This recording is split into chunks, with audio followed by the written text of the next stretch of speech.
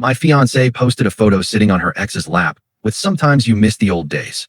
I listed our engagement ring for sale online with the caption "Engagement off, ring for sale, make an offer." She realized what I'd done when her mom called screaming. Hey viewers, before we move on to the video, please make sure to subscribe to the channel and hit the like button if you want to see more stories like this. Thanks. The wedding was supposed to be in 3 months. September 15th. We'd already paid deposits on everything. The venue, the caterer, the photographer, the flowers. My mom was already planning her outfit. Lauren had been talking about the honeymoon to Bali for over a year. Then one photo changed everything. Before, my name is David. I'm 32. Lauren is 30. We've been together for 5 years, engaged for 1.5. I thought we were happy. I thought we were solid. She'd been acting a little distant over the past few months, but nothing alarming. More time on her phone, scrolling social media. Said she was reconnecting with old friends online. One of those friends was Marcus, her ex from college. They dated for 4 years, broke up about 7 years ago when they went to different graduate schools. At first, I didn't think much of it. People stay in touch with exes, right? It's normal in 2024. But then Marcus started showing up. At the coffee shop she went to on Saturday mornings, she'd mentioned he was there, getting his usual. At the gym she joined 2 months ago. At the happy hour her co-workers were having downtown. Always conveniently there. Always greeting her like they planned it. Sometimes she'd come home and casually mention that Marcus had been there too, like it was a funny coincidence. Except it stopped being a coincidence around week 3. I mentioned it once. We were getting ready for bed. Seems like you're running into Marcus a lot. She rolled her eyes. He's just a friend, David. Don't be that guy. I hate that you're threatened by him. I'm not threatened. I just think it's weird that he keeps showing up everywhere you go. He works near my gym. He goes to the same coffee place. We have mutual friends. It's called a small city. She had a point, but it didn't feel like coincidence. It felt planned. Did you text him to meet up? I asked. No. It's been random. Why are you interrogating me? I'm not. I'm just asking. It feels like you're asking, and I don't like it. I trust you when you hang out with your ex, don't I? I didn't have an ex I hung out with, and she knew that, but I dropped it. Didn't want to be that guy. Didn't want to seem insecure. I trusted her. That was my mistake. The photo. It was Thursday night. Lauren said she was going out with the girls to a club downtown. I had no reason not to believe her. I stayed home, played video games, went to bed around 11 p.m. Around 1 a.m., I woke up to my phone buzzing. Notifications from Instagram. Lauren had posted new photos. I opened Instagram, still groggy. First photo, Lauren and her friends at the club, all dressed up, smiling at the camera. Normal. Second photo, the same group at a booth, dancing. Third photo, Lauren sitting on a man's lap.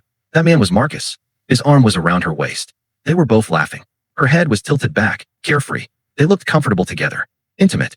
The caption read, "Sometimes you miss the old days, smiling face with smiling eyes." I stared at it for a long time. Like if I stared long enough, it would change. Like maybe I was reading it wrong somehow. I wasn't. By the time I finished reading it, there were already 47 likes and comments starting to pour in. "He's cute," one girl wrote. "Haha, yes queen," another said. Heart emojis everywhere. One of her friends commented, "Living your best life, smiling face with hard eyes." I texted Lauren immediately. "We need to talk about that photo." She didn't respond until 1:47 a.m. Still out with the girls. Having so much fun. Still out. Having so much fun. On her ex's lap. The next morning, I brought it up again over coffee. That photo from last night. Sitting on Marcus's lap. She sighed. "It's just a fun picture, David. Don't be weird about it." Don't be weird? Lauren, you're sitting on your ex's lap. At a club. While engaged to me.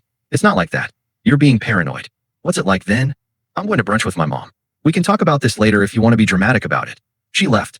I sat at the kitchen table with my cold coffee and looked at the photo again. Sometimes you miss the old days. The decision. I sat with it for 2 hours after she left. This wasn't just about the photo. It was about the months of coincidentally running into Marcus. It was about her dismissing my concerns as being paranoid.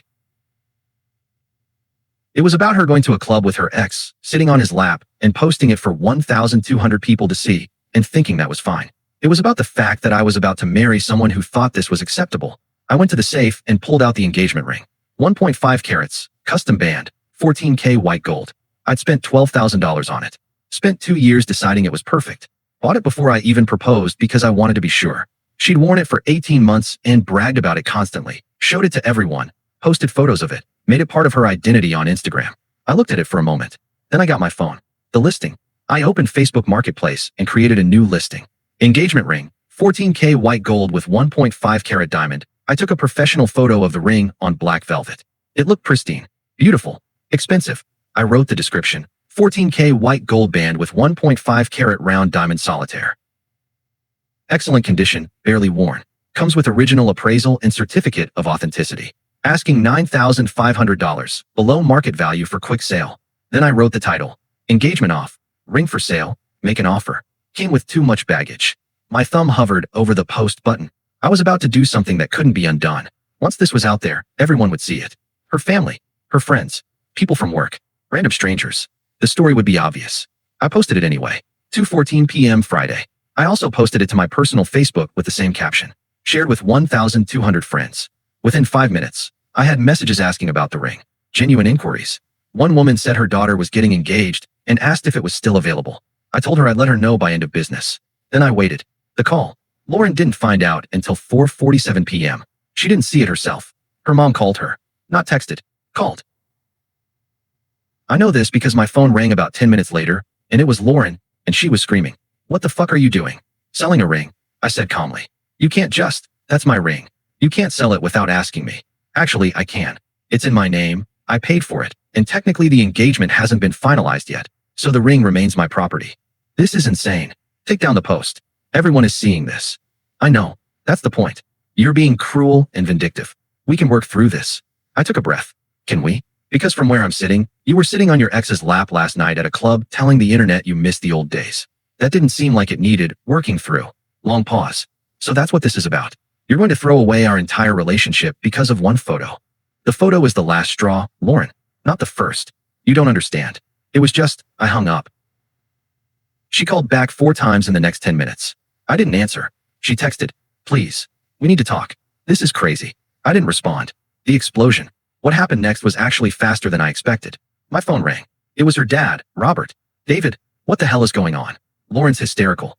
Ask your daughter why she was sitting on Marcus's lap at a club last night, while telling the internet she misses the old days. Silence. She what? I sent him the photo. He went quiet. Long silence. Then, oh, that one word said everything. I found out about this online, he finally asked.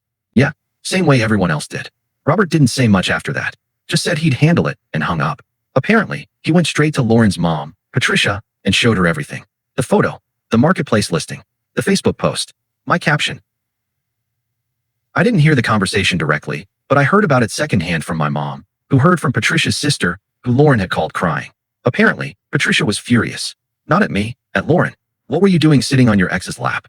I'm told Patricia said, Mom, it was just a photo you posted publicly with a caption about missing old days, 2 months before your wedding. By that evening, the story had spread to her entire family. Aunts, uncles, cousins. Everyone knew about the ring listing. Everyone saw the photo, the news. One of my Facebook friends worked at the local news station. He called me around 6 p.m. Friday. Dude, is this real? The ring thing. Yeah. This is insane. Can I run it as a story? Sure. Do you want to go on camera? I thought about it. Part of me wanted to just let it die quietly. But another part of me knew it wouldn't die quietly anyway. Everyone was already talking about it. My mom had told half her friends. Lauren's family had told their friends. It was going to get out. Yeah, I said. I'll do it. The news reached out to Lauren for a comment. She refused. Had her mom refuse on her behalf. Said any further communication would go through her lawyer. The story ran Friday night at 10 p.m. Social media drama leads to called off engagement, the headline read. They showed the Facebook posts, the marketplace listing, the photo with Marcus. They even got a screenshot of the comments. Random people from the internet offering advice or criticism. The news anchor actually laughed when she read my caption aloud. Engagement off, ring for sale, make an offer. Came with too much baggage. Well, the anchor said with a smirk, he certainly made his point. By Saturday morning, the story had been shared over 8,000 times. Local Twitter was talking about it. Reddit had picked it up. People were debating whether I was justified or cruel. I didn't read most of it. Saturday. I met the buyer, a woman named Susan who was buying the ring for her daughter's engagement, at a coffee shop downtown. We completed the transaction. She handed me $9,500 in cash. I handed her the ring in a velvet box. Thank you, she said. I hope your next relationship goes better. I smiled. I think it will. Surprisingly, I felt calm. Not angry anymore. Not even hurt. Just relieved. Like a weight had lifted. The aftermath. Lauren went into damage control mode. She tried calling me 23 times over the weekend. I didn't answer any of them. She texted, I'm sorry. I was stupid. The photo was innocent. Please don't do this. I didn't respond. She posted on Instagram. Some people twist stories for attention. The truth is between me and the people I love. I'm not responding to negativity. The comments were brutal. People screenshot the photo, the post, my caption. They asked questions. If it was innocent, why post it? Why sit on his lap? What does miss the old days mean exactly? She deleted the post after an hour. Then she tried to get my marketplace listing taken down, claiming harassment. Facebook removed it after 12 hours, but by then thousands of screenshots existed. The image was everywhere. Marcus, apparently panicking, commented on the news story, "This is crazy. I'm just a friend. Nothing inappropriate happened." He got ratioed immediately. "Then why was she on your lap?" Someone responded. "Why post that caption?" Another asked. "Nothing inappropriate, but she's engaged to someone else," a third pointed out. He deleted his comment and stopped following Lauren on social media. When she tried to reach out to him on Sunday, he didn't respond. The family fallout. Patricia, Lauren's mom, didn't forgive her quickly. She called me on Sunday to apologize. "I'm sorry my daughter is an idiot. You did the right thing." "I appreciate that," I said. "But we both know this didn't start with one photo." "What do you mean?" I explained the months of conveniently bumping into Marcus. The late nights. The texts. The vague explanations. The way she dismissed my concerns. Patricia went quiet. "How long has this been going on?" she finally asked. I said, "I don't think anything physical happened. But emotionally? Months. At least." Patricia went back to Lauren and demanded answers. Apparently Lauren broke down and admitted she'd been confused about her feelings for Marcus. That she didn't mean to let it go that far. That she didn't even really want to cheat. She just wanted the excitement of the chase. Patricia called me back Monday morning. She's in therapy now, trying to figure out what she was thinking. "That's good," I said. I meant it. The wedding was officially canceled Monday morning. My lawyer sent a letter to Lauren's lawyer about the deposits. We split the losses 50-50ths. The venue was already rebooking for another couple. The caterer had already taken on a new client. The photographer found another bride who needed September 15th. Life moved on without us. 3 months later, the local news story eventually died down. It had its moment of viral fame. Then people moved on to the next drama. Some Reddit threads still debated sometimes. Was he right to do it publicly? People ask. Most comments side with me. She was inappropriate. He drew a boundary. Some criticized me. Could have just talked to her privately. I don't engage with any of it. Lauren apparently went into therapy. Real therapy, not just the performative kind. She posted occasionally about her healing journey, but kept it private. Marcus dropped out of her life entirely once the drama started. Turns out he was only interested in the thrill of the forbidden, not the reality of actually being with her. The ring is somewhere in someone else's jewelry box now, on someone's hand. Part of a different love story. I'm doing fine, dating casually, nothing serious yet, but I'm not rushing. My friends think I handled it perfectly. My parents are proud.